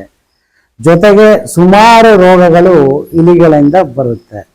ಈಗ ನೋಡಿ, ಇಲಿಗಳದು ಹೇಗಿದೆ ಅಂತಂದ್ರೆ, 2 ಇಲಿಗಳನ್ನ ನೀವು ಡಿಸ್ಟರ್ಬ್ ಮಾಡದೆ ಬಿಟ್ಬಿಟ್ರೆ ಅದರದ್ದು ಮಕ್ಕಳು ಮತ್ತೆ ಮೊಮ್ಮಕ್ಕಳು ಮಲ್ಟಿಪಲ್ ಆಗಿ ಒಂದೇ ವರ್ಷದಲ್ಲಿ ಅದು 5,000 ಇಲಿಗಳನ್ನ ಮಾಡುತ್ತೆ, ಜಸ್ಟ್ 2 ಇಲಿಗಳನ್ನೇ. ಬಟ್ ನಿಮ್ಗೆ ಅದರ ಹತೋಟಿನೇ ಇಲ್ಲ ಅಂತಂದ್ರೆ ನಿಮ್ಗೆ ಆ ಇಲಿಗಳ ಹಾವಳಿ ಎಷ್ಟು ತೊಂದರೆ ಆಗ್ಬೋದು, ಆಹಾರ ಸರಪಳಿ ಎಷ್ಟು ಏರುಪೇರು ಆಗ್ಬೋದು ಅನ್ನೋದನ್ನ ಗಮನಿಸಿ. ಆಮೇಲೆ ಈ ಹಾವಿನ ವಿಷ ಇದೆ ನೋಡಿ, ತಮಿಳ್ನಾಡಲ್ಲಿ ಸ್ನೇಕ್ ಪಾರ್ಕ್ ಅಂತಾನೆ ಮಾಡ್ಕೊಂಡಿದ್ದಾರೆ, ಗೌರ್ನಮೆಂಟೇ ಮಾಡಿ. ಅಲ್ಲಿ ವಿಷದ ಹಾವುಗಳನ್ನ ಸಾಕಿ ಆ ವಿಷವನ್ನ ತೆಗೆದು ಮೆಡಿಸಿನ್ ಕಳಿಸ್ತಕ್ಕಂಥದ್ದು. ಈ ಕ್ಯಾನ್ಸರ್ ಆಗಿರ್ಬೋದು, ಸುಮಾರು ಕಾಯಿಲೆಗಳಿಗೆ ಹಾವಿನ ವಿಷ ಕೂಡ ಬೇಕಾಗುತ್ತೆ. ಆದ್ರಿಂದ ವಿಷದ ಹಾವುಗಳು ಕೂಡ ತುಂಬಾನೇ ಅವಶ್ಯಕ. ಪ್ರಕೃತಿಯಲ್ಲಿ ಪ್ರತಿಯೊಂದು ಜೀವಿಗಳು ಇದ್ರೇನೆ ಪ್ರಕೃತಿಯಲ್ಲಿ ನಾವು ಸಮತೋಲನವನ್ನ ಕಾಪಾಡಲಿಕ್ಕೆ ಸಾಧ್ಯ ಆಗ್ತಕ್ಕಂಥದ್ದು. ಆದ್ರಿಂದ ನಾವು ಅದು ವಿಷದ ಹಾವಾದ್ರೂ ಕೂಡ ನಾವು ಅದನ್ನ ಸಂರಕ್ಷಣೆ ಮಾಡಲೇಬೇಕು. ನಮ್ಮ ಮುಂದಿನ ಪೀಳಿಗೆಗೂ ಕೂಡ ಹಾವುಗಳು ಬೇಕಲೇಬೇಕು. ಸರ್, ಇದು ಹಾವುಗಳ ಜೀವಿತಾವಧಿ ಎಷ್ಟಿರುತ್ತೆ? ನಿಮ್ಗೆ ಹಾವುಗಳಲ್ಲಿ ಏನಾಗುತ್ತೆ ಅಂತಂದ್ರೆ, ಒಂದೊಂದು ಹಾವು ನಿಮ್ಗೆ ಒಂದೊಂದು ರೀತಿ ಇರುತ್ತೆ. ಈಗ ನೋಡಿ, ಈಗ ನಾಗರಾವ್ ಇರ್ಬೋದು, ಮತ್ತೆ ಮಂಡಲ ಹಾವು ಇರ್ಬೋದು, ಈ ಬೇರೆ ಈ ಹಸಿರಾವು ಮತ್ತೆ ನೀರಾವು, ಇವೆಲ್ಲ ತುಂಬಾ ಒಂದು 7 ವರ್ಷ 8 ವರ್ಷ ಬದುಕ್ತಕ್ಕಂಥದ್ದು. ಈ ನಾಗರಾವುಗಳು ಒಂದು 16ರಿಂದ 18 ವರ್ಷ ಬದುಕ್ತಕ್ಕಂಥದ್ದು. ಈ ಹಬ್ಬಾವುಗಳು 20ರಿಂದ 22 ವರ್ಷ ಬದುಕ್ತಕ್ಕಂಥದ್ದು. ಒಂದೊಂದು ಹಾವುಗೂ ಅದರದೇ ಆದಂತ ಬೇರೆ ಬೇರೆ ಏಜ್ ಇರುತ್ತೆ. ಇವಾಗ ಹಾವಿನ ದ್ವೇಷ 12 ವರ್ಷ ಅಂತ ಹೇಳ್ತಾರೆ, ಅದು ಸತ್ಯನಾ? ನೋಡಿ, ಹಾವುಗಳ ಬಗ್ಗೆ ಎಷ್ಟು ಮೂಢನಂಬಿಕೆ ಕಥೆ ಇದೆ ಅಂತಂದ್ರೆ, ಇವತ್ತು ನಿಮ್ಗೆ ಸೀರಿಯಲ್ಗಳು ಬರ್ತಾ ಇದೆ ಹಾವುಗಳ ಬಗ್ಗೆ. ಈಗ ನಾವು ಉರುಗ ಸಂರಕ್ಷಕರು ಏನ್ ಅನ್ಕೊಂಡಿದೀವಿ, ಏನಕ್ಕೆ ಅದಕ್ಕೆ 12 ವರ್ಷ ದ್ವೇಷ ಬಂತು ಅಂತಂದ್ರೆ, ನೋಡಿ, ಹಾವುಗೆ ಇರ್ತಕ್ಕಂಥದ್ದು ಒಂದು ಪುಟ್ಟ ಮೆದುಳು. ಆ ಪುಟ್ಟ ಮೆದುಳಿಂದ ಅದು ತನ್ನ ಆಹಾರವನ್ನ ಹುಡ್ಕೋಬಹುದು, ಇಲ್ಲ ಅದು ತನ್ನ ಸಂಗಾತಿಯನ್ನ ಹುಡ್ಕೋಬಹುದು. ಅಷ್ಟು ಪುಟ್ಟ ಮೆದುಳು. ಅಂಥದ್ರಲ್ಲಿ ನನಗೆ ಇಂಥ ವ್ಯಕ್ತಿನೇ ನನಗೆ ಅಟ್ಯಾಕ್ ಮಾಡಿದ್ದ, ಹೊಡೆದಿದ್ದಾನೆ, ಅವನು ಇದೇ ಕಲರ್ ಡ್ರೆಸ್ ಹಾಕೊಂಡಿದ್ದ, ಅವೆಲ್ಲ ಸುಳ್ಳು. ಅದನ್ನ ರೆಕಗ್ನೈಸ್ ಮಾಡ್ಲಿಕ್ಕೆ ಆಗಲ್ಲ. ಮತ್ತೆ ಏನಕ್ಕೆ ಇಷ್ಟೊಂದು 12 ವರ್ಷ ದ್ವೇಷ ಬಂತು, ಏನಕ್ಕೆ ಹಿಂಗಾಗಿದೆ? ನಾವು ಅನ್ಕೊಂಡಂಗೆ ಏನಾಗಿದೆ ಅಂತಂದ್ರೆ, ಆವಾಗ ನೀವು ಹೊಡಿತೀರಲ್ಲ, ಆ ಪೇಯ್ನ್ ಆದಾಗ, ಇಲ್ಲ ಅದು ತನ್ನ ಸಂಗಾತಿಯನ್ನ ಹುಡುಕ್ಬೇಕಾದಾಗ ಅದ್ರ ಬಾಡಿಯಿಂದ ಒಂದು ಕೆಮಿಕಲ್ನ ಹೊರಗಡೆ ಬಿಡುತ್ತೆ. ಅದನ್ನ ಪ್ಯಾರಾಮೋನ್ ಅಂತ ಕರಿತೀವಿ ನಾವು, ಪ್ಯಾರಾಮೋನ್ ಅಂತ ಕರಿತೀವಿ. ಈಗೇನಾಗಿದೆ, ಹಿಂದೆ ಯಾವುದೋ ಒಬ್ಬ ರೈತ ಜಮೀನಲ್ಲಿ ಅವನ ಹೊಡೆದಿರ್ತಾನೆ, ಅದು ತಪ್ಸ್ಕೊಂಡು ಹೊಟ್ಟೋಗುತ್ತೆ. ಏನಾಗತ್ತೆ, ಒಂದು 10 ದಿನ ಅವನು ಜಮೀನಿಗೆ ಬರಲ್ಲ. ಆದ್ರೆ ಅವನ ವೃತ್ತಿನೇ ವ್ಯವಸಾಯ ಆದ್ರಿಂದ ಅವನು ಬರಲೇಬೇಕು. 10 ದಿನ ಆದ್ಮೇಲೆ ಧೈರ್ಯ ಮಾಡಿ ಬರ್ತಾನೆ. ಇನ್ನು ಬೇರೆ ಅವನಿಗೇನು ಗೊತ್ತಿಲ್ಲ. ನೋಡಿ, ಅದು ಕೋಇನ್ಸಿಡೆನ್ಸ್, ಕಾಕತಾಳೀಯ ಆಗಿರ್ಬೋದು. 10 ದಿನ ಆದ್ಮೇಲೆ ಧೈರ್ಯ ಮಾಡಿ ಅವನು ತನ್ನ ಜಮೀನಿಗೆ ಆ ವ್ಯಕ್ತಿ ಬರ್ತಾನೆ. ನಾನು ಹೇಳಿದ್ನಲ್ಲ ನಿಮ್ಗೆ, ಪ್ಯಾರಾಮೋನ್ ಅನ್ನೋ ಕೆಮಿಕಲ್ನ ಹೊರಗಡೆ ಬಿಟ್ಟಿರೋದ್ರಿಂದ ಅದೇ ಟೈಮ್ಗೆ ಬೇರೆ ನಾಗರಾವು ಅಲ್ಲಿ ಪಾಸ್ ಆಗ್ತಾ ಇರುತ್ತೆ. ಅದಕ್ಕೆ ಇದು ಗ್ರಹಿಸುವಂತ ಗ್ರಂಥಿ ಇರೋದ್ರಿಂದ, ಓ ನನ್ನ ಸಂಗಾತಿ ಇಲ್ಲಿದೆ ಅಂತ ಆ ಸ್ಮೆಲ್ ನೋಡಿ ಆ ಜಾಗಕ್ಕೆ ಬೇರೆ ಯಾವ ಅಲ್ಲಿಗೆ ಬರುತ್ತೆ. ಇವನು 10 ದಿನ ಬಿಟ್ಕೊಂಡು ಆ ವ್ಯಕ್ತಿ ಅಲ್ಲಿಗೆ ಬರ್ತಾನೆ, ನೋಡ್ತಾನೆ. ಇವನ್ ನೋಡ್ತಾ ಇರೋದು ಯಾವುದು, ಬೇರೆ ಯಾವ. ಓಹೋ, 10 ದಿನ ಆದ್ರೂ ಇದು ನನ್ನನ್ನ ಇಲ್ಲೇ ಕಾಯ್ಕೊಂಡಿದೆ, ನಾನು ಇದನ್ನ ಬಿಟ್ರೆ ಇದು ಯಾವತ್ತಿದ್ರು ನನ್ನ ಕಚ್ಚುತ್ತೆ ಅಂತ ಏನ್ ಮಾಡ್ತಾನೆ, ಅದನ್ನ ಒಡೆದು ಸಾಯಿಸ್ತಾನೆ. ಅವನು ಸಾಯಿಸಿದಂತ ಹಾವು ಅದು ಬೇರೆ ಹಾವು. ಅಂದ್ರೆ ಈ ತರ ಆಗಿರ್ಬೋದು. ನಮ್ಮ ಉರಗ ಸಂರಕ್ಷಕರು ಅದನ್ನ ಗೆಸ್ ಮಾಡಿ ನಾವು ಈ ತರ ಹೇಳಿ, ಈ ತರ ಒಂದು ಇನ್ಸಿಡೆಂಟ್ 1-2 ಆಗಿರೋದ್ರಿಂದ ಆವಾಗಿಂದ ಹಾವಿನ ದ್ವೇಷ 12 ವರ್ಷ ಅಂತ ಬಂದ್ಬಿಟ್ಟಿದೆ. ಅಂದ್ರೆ ನಾವ್ ಹೇಳೋ ಪ್ರಕಾರ ಅದು ಮಾಡಿರೋದು ತುಂಬಾನೇ ಒಳ್ಳೇದು ಅನ್ಸುತ್ತೆ. ಇವತ್ತು ಕೆಲವರು ಬೇರೆ ಯಾವುದೇ ಹಾವು ಸಿಕ್ಕಿದ್ರು ಹೊಡೆದು ಬಿಸಾಕ್ತಾರೆ. ನಾಗರಾವು ಅಂದ್ರೆ ಯಾರು ಮುಟ್ಲಿಕ್ಕೆ ಹೋಗಲ್ಲ, ಅದು 12 ವರ್ಷ ದ್ವೇಷ ಮಾಡುತ್ತೆ. ಜೊತೆಗೆ ಅದ್ರ ಬಗ್ಗೆ ಒಂದು ಪೂಜ್ಯ ಭಾವನೆ ಇರೋದ್ರಿಂದ ಇವತ್ತು ಕೂಡ ಅವನ ಜನ ಎದುರ್ತಾರೆ. ಇಲ್ಲ ಅಂದಿದ್ರೆ ನಿಮ್ಗೆ ನಾಗರಾವನ್ ಸಂತತಿ ಉಳಿತಾನೆ ಇರಲಿ. ಈಗ ನೋಡಿ, ಟೆರಿಟರಿ ಅಂತ ಹೇಳ್ತೀವಿ. ಟೆರಿಟರಿ ಅಂತಂದ್ರೆ ಹಾವುಗಳು ಎಲ್ಲಿ ವಾಸ ಮಾಡ್ತವೆ ಅದರ ಸುತ್ತಲಿನ ಪ್ರದೇಶವನ್ನ ಅದರದೇ ಆದಂತ ಟೆರಿಟರಿ ಅಂತ ಹೇಳ್ತೀವಿ. ಈಗ ನಾವೇನ್ ಹೇಳ್ತೀವಿ, ಜನಗಳೇನು ಕೇಳ್ತಾರೆ, ಓ ತಗೊಂಡೋಗಿ ಕಾಡಿಗೆ ಬಿಡ್ತೀರಾ ಅಂತ ಕೇಳ್ತಾರೆ. ಅದನ್ನ ನಾವು ಹೂ ಅಂತಾನೆ ಹೇಳ್ತೀವಿ. ಯಾಕೆ ಅಂತಂದ್ರೆ ನಾವು ಇಲ್ಲ ಅಂತಂದ್ರೆ ಹಿಡ್ದು ಇಲ್ಲೇ ಎಲ್ಲ ಬಿಡ್ತಾನೆ ಅಂತಂದ್ರೆ ಏನಕ್ಕೆ ಅದನ್ನ ಹಿಡಿಸ್ಬೇಕು, ಪುನಃ ಬರ್ಬೋದು. ಅದನ್ನ ತಪ್ಪು ಕಲ್ಪನೆ, ಜನಕ್ಕೆ ಹೊಡೆದು ಸಾಯಿಸ್ಲಿಕ್ಕೆ ಹೋಗ್ತಾರೆ. ನಾವು ಎಲ್ಲಿ ಸಂರಕ್ಷಣೆ ಮಾಡ್ತೀವಿ ಒಂದು 5 ಕಿಲೋಮೀಟರ್ ಸರೌಂಡಿಂಗ್ಸ್ ಅಲ್ಲಿ ಬಿಟ್ರೆ ಅದು ಮತ್ತೆ ಬದುಕಲಿಕ್ಕೆ ಸಾಧ್ಯತೆ ಆಗುತ್ತೆ. ಅದನ್ನ ಬಿಟ್ಟು ನಾವು ಇಲ್ಲಿ ಸಂರಕ್ಷಣೆ ಮಾಡಿ ಯಾವುದೋ ಒಂದು ಕಾಡಿಗೆ ಬಿಟ್ರೆ ಅದು ಅಲ್ಲಿ ಬದುಕಲಿಕ್ಕೆ ತುಂಬಾನೇ ಕಷ್ಟ ಆಗುತ್ತೆ. ಅಲ್ಲಿ ಇದಕ್ಕಿಂತ ಬಲಿಷ್ಠವಾದಂಥ ಹಾವುಗಳಿರ್ತವೆ. ಈ ಹಾವುಗಳಲ್ಲೂ ಕೂಡ ಸ್ವಜಾತಿ ಭಕ್ಷಕ ಇರೋದ್ರಿಂದ ಅಲ್ಲಿರ್ತಕ್ಕಂಥ ದೊಡ್ಡ ನಾಗರಾವು ನಾವು ಬಿಟ್ಟಂತ ನಾಗರಾವುಗಳನ್ನ ತಿನ್ಕೊಂಡ್ಬಿಡ್ತವೆ. ಆದ್ರಿಂದ ನಾವು ಎಲ್ಲಿ ಸಂರಕ್ಷಣೆ ಮಾಡ್ತೀವಿ ಅದರದೇ ಆದಂತ ಟೆರಿಟರಿಯಲ್ಲೇ ಬಿಡಬೇಕು. ಇದನ್ನ ಈ ವಾಸ್ತವತೆಯನ್ನ ನಾವು ಪಬ್ಲಿಕ್ಗೆ ಹೇಳಿದ್ರೆ ತಪ್ಪಾಗುತ್ತೆ. ನೋಡಿ, ನಾನು ಒಂದ್ಸರಿ ಅನೂರು ಪಕ್ಕ ಅಲ್ಲಿಗೂ ಮೂಲೆ ಅಂತ ಇದೆ, ಅಲ್ಲಿ ಕರೆಸಿದ್ರು. ಅಲ್ಲಿ ಒಂದು ಫಾರಂ ಗೆಬ್ಬಾವು ಬಂದಿದೆ ಅಂದ್ಬಿಟ್ಟು ಆವಾಗ ಅದನ್ನ ಸಂರಕ್ಷಣೆ ಮಾಡಿ ಅದನ್ನ ಕಾಡಿಗೆ ಬಿಡ್ಬೇಕಾದ್ರೆ ಚನ್ನಬಸವಣ್ಣ ಅಂತ DYSP ಅವರಾಗಿದ್ರು. ಅವ್ರಿಗೂ ಈ ಪ್ರಾಣಿಗಳು ಅಂದ್ರೆ ತುಂಬಾನೇ ಪ್ರೀತಿ ಜಾಸ್ತಿ. ಆದ್ರಿಂದ ACF ಕಾಲ್ ಮಾಡಿದ್ರು, ಸರ್ ಒಂದು ಹೆಬ್ಬಾವು ಸಿಕ್ಕಿದೆ, ನಾವು ಕಾಡಿಗೆ ಬಿಡ್ಲಿಕ್ಕೆ ಹೋಗ್ತಾ ಇದೀವಿ, ನೋಡ್ಲಿಕ್ಕೆ ಬರ್ತೀರಾ ಅಂತ. ಪಾಪ ಅವರು ತುಂಬಾ ಅವರ ಬ್ಯುಸಿ ಶೆಡ್ಯೂಲಲ್ಲೂ ಹೆಬ್ಬಾವು ನೋಡ್ಲಿಕ್ಕೆ ನಮ್ಮ ಜೊತೆ ಕಾಡಿಗೆ ಬಂದ್ರು. ಆ ಕಾಡಲ್ಲಿ ಬಿಟ್ಟು ಆವಾಗ ನಾನು ಕೇಳಿದೆ, ಸರ್ ಈಗ ನೀವು ಕೊಳ್ಳೇಗಾಲ DYSP ಆಗಿದ್ದೀರಾ, ಮೊನ್ನೆ ಕೂಡ ನಾನು ಪೇಪರಲ್ಲಿ ಓದಿದೆ, ಮರಳಾವೆಲ್ಲ ಮಳವಳ್ಳಿ ಹತ್ರ ಅದೇನೋ ಯಾರೋ ಮಾರಾಟ ಮಾಡ್ತಾ ಇದ್ರು, ಏನು ಸರ್ ಇದು ನಿಜನಾ? ನಾವು ಸಂರಕ್ಷಕರಾಗಿದ್ದು ನಮಗೇನೆ ಅದ್ರ ಬಗ್ಗೆ ಕರೆಕ್ಟ್ ಮಾಹಿತಿ ಇಲ್ಲ. ತಾವು ಅದ್ರ ಬಗ್ಗೆ ನಮಗೆ ಮಾಹಿತಿ ಕೊಟ್ರೆ ನಮಗೂ ಸ್ವಲ್ಪ ಅನುಕೂಲ ಆಗುತ್ತೆ ಅಂತ. ಆವಾಗ ಅವ್ರು ಹೇಳಿದ್ರು, ನೋಡ್ರಿ ಮರಳ ಹಾವು ಇರ್ಬೋದು, ಇಲ್ಲ ಹಳೆ ಲಾಟಿನ್ ಇರ್ಬೋದು, ಇಲ್ಲ ₹1 ಕಾಯಿನ್ ಇರ್ಬೋದು. ಇವೆಲ್ಲ ಏನು ಅಂತಂದ್ರೆ ಒಂದು ಟೀಮ್ ವರ್ಕ್. ಒಂದು 5-6 ಜನ ಒಂದು ಗುಂಪು ಸೇರ್ಕೊಂಡು ಒಂದು ವರ್ಷದಲ್ಲಿ ಒಬ್ಬ ಅಥವಾ ಇಬ್ಬರು ವ್ಯಕ್ತಿನ ಬಕ್ರಾ ಮಾಡ್ತಕ್ಕಂಥದ್ದು, ಬಕ್ರಾ ಮಾಡಿ ದುಡ್ಡು ಮಾಡ್ತಕ್ಕಂಥದ್ದು. ಹಾವುಗಳ ಲೈಂಗಿಕ ಕ್ರಿಯೆ ಅಂತ ಹೇಳ್ಬೋದು, ಅದು ಯಾವ ತರ ನಡೆಯುತ್ತೆ? ಈಗ ನೋಡಿ, ಅದು ಒಳ್ಳೆ ಪ್ರಶ್ನೆ ನಾನು ಕೇಳಿರೋದು. ನಮ್ಮ ಹಳ್ಳಿಗಳಲ್ಲಿ ಏನಾಗ್ತಿದೆ ಅಂತಂದ್ರೆ ಕೇರೆ ಹಾವು ಅಂತ ಹೇಳಿದೆ ಇದೆಯಲ್ಲ, ರ್ಯಾಟ್ ಸ್ನೇಕ್ ಅಂತ ಹೇಳ್ತೀವಿ ಇಂಗ್ಲಿಷಲ್ಲಿ, ಅದನ್ನ ಫೀಮೇಲ್ ಹೆಣ್ಣಾವು ಅಂತ ನಮ್ಮ ಜನ ಹೇಳ್ತಾರೆ. ನಾಗರಾವನ್ನ ಗಂಡಾವು ಮೇಲ್ ಕೋಬ್ರಾ ಅಂತ ಹೇಳ್ತಾರೆ.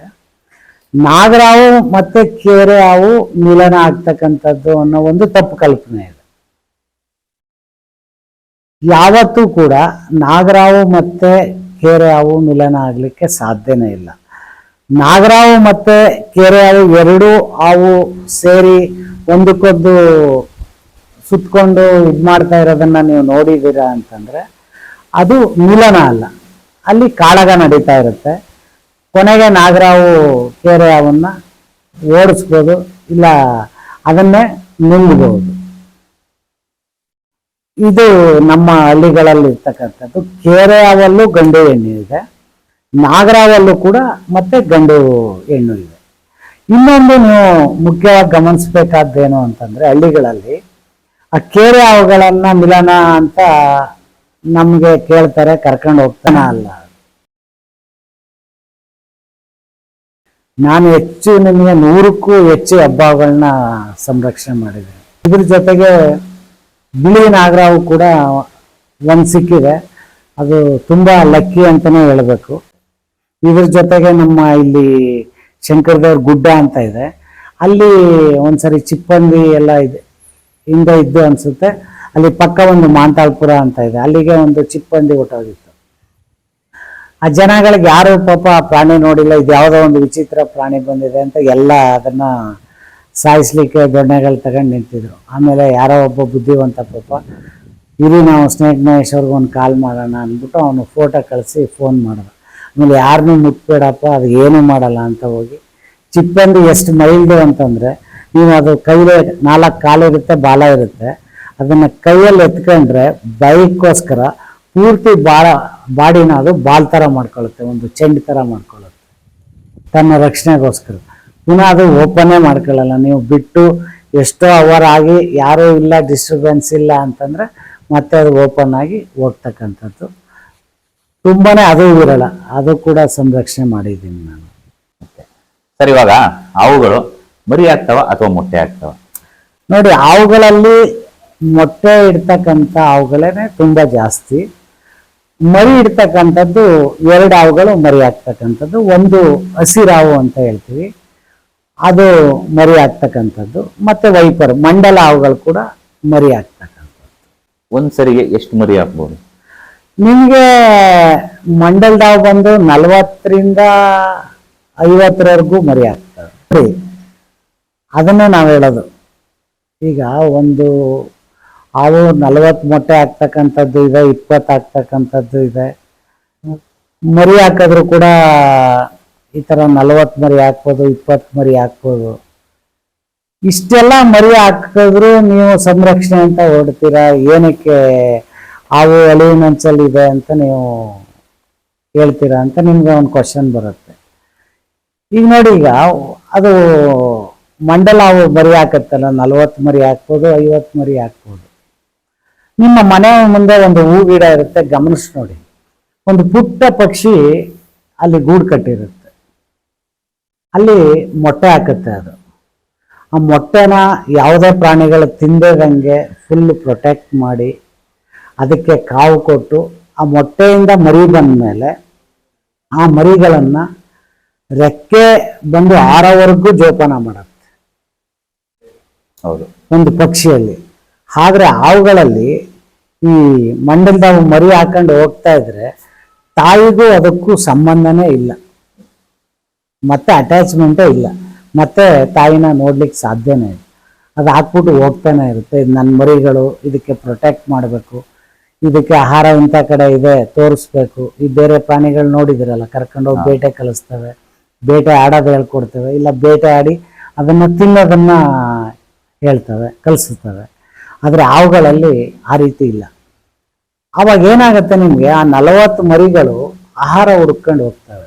ಆ ಹೋಗುವಾಗ ಏನಾಗುತ್ತೆ, ಪಕ್ಷಿಗಳಿರ್ಬೋದು, ಆ ಬೇರೆ ಪ್ರಾಣಿಗಳಿರ್ಬೋದು, ಅದನ್ನು ಹಾವುಗಳ ಮರಿಗಳನ್ನೇ ಕೂಡ ತಿಂದು ಆ ಸಂತತಿನ ಕಡಿಮೆ ಆಗುತ್ತೆ. ಕೊನೆಗೆ ನಿಮಗೆ ಒಂದು ಬೆರಳೆಣಿಕೆ ಅಷ್ಟು. ಈಗ ಸಣ್ಣ ಮರಿ ಅಂತಂದ್ರೆ ನಿಮ್ಗೆ ಅದು ಪುಟ್ಟ ಪುಟ್ಟ ಚಿಟ್ಟೆಗಳು ಅಂಥದ್ದನ್ನೇ ಹುಡುಕ್ಬೇಕು. ಅದಕ್ಕೆ ಎಲ್ಲಿ ಸಿಗುತ್ತೆ ಅಂತಾನೆ ಗೊತ್ತಿಲ್ಲ. ಆ ಸೃಷ್ಟಿ ಹೇಗಿದೆ ಅಂತಂದ್ರೆ 1 ವಾರ ಆಗ್ಬೋದು, 10 ದಿನ ಆಗ್ಬೋದು, ಆದ್ರೂ ಬದುಕ್ತವೆ. ಕೊನೆಗೆ ಹುಡುಕಿ ಕೊನೆಗೆ ಆಹಾರ ಇಲ್ಲದೆ ಕೆಲವು ಸಾಯ್ತವೆ.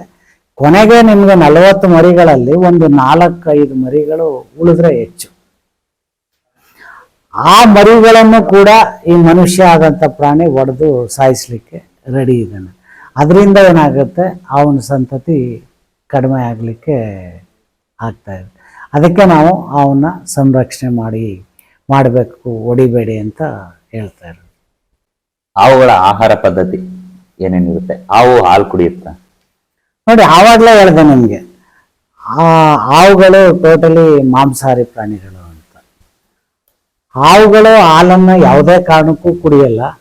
ನೀರು ಕೂಡ ನಮ್ಮ ಥರ ಅವಕ್ಕೆ ಅವಶ್ಯಕತೆ ಇಲ್ಲ. ತುಂಬ ಅದಕ್ಕೆ ದಣವಾದಾಗ, ವಾರ ಆಗ್ಬೋದು, 10 ದಿನ ಆಗ್ಬೋದು, ತುಂಬಾನೇ ಟಯರ್ಡ್ ಆದಾಗ ನೀರು ಕುಡಿತವೆ, ಹಾಲಂತೂ ಕುಡಿಯೋದಿಲ್ಲ.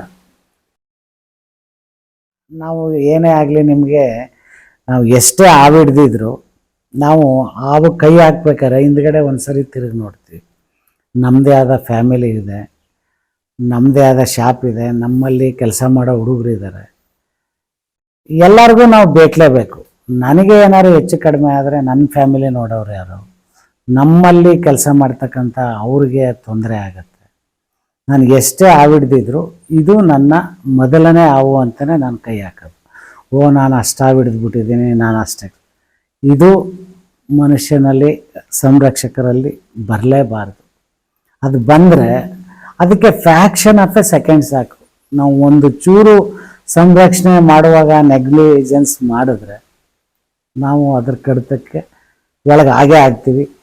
ಇಷ್ಟೆಲ್ಲ ನಾನು ಕೇರ್ ತಗೊಂಡು ಸಂರಕ್ಷಣೆ ಮಾಡೋ ಕೂಡ ನಮಗೂ ಕೂಡ ಬೈಟ್ ಆಗಿದೆ.